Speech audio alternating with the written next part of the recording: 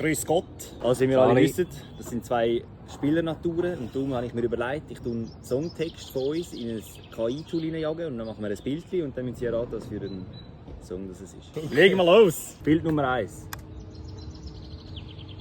Café Alfredo. Festival Love. Ja.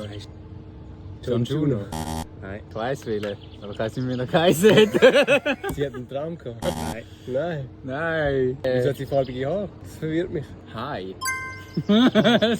Stabil! So sieht nur ein Bild aus von einer KI, die nie Drogen genommen hat, oder wie? Fair. John Juno. Oh, okay, Ah, der ist ja, wirklich ja. einfach. Stalker. Mal schauen. Ja, wenn sie so ansteht, das ist ein Creep. Skiwerfer. Das ist auch einfach. Grandios. Also kommt zum Schluss noch ein Endgegner. Vielleicht, ich habe das Gefühl, der ist der schwierigste. Scheiß Mindy-Hose. Aber wieso? Stigli Stadt. Es squadet einfach, aber es geht in keinem Song ums Squaden. Dopamin, nimm ist langweilig. SOS.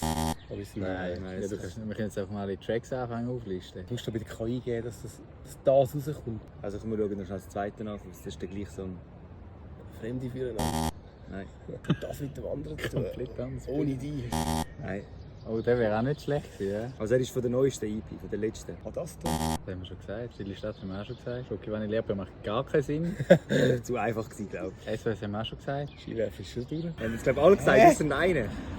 Mit K fängt er an. Kein Arm. Ja! Ah, das ist so Himmel und so. Okay, ja gut. Logisch. Ah, grandios.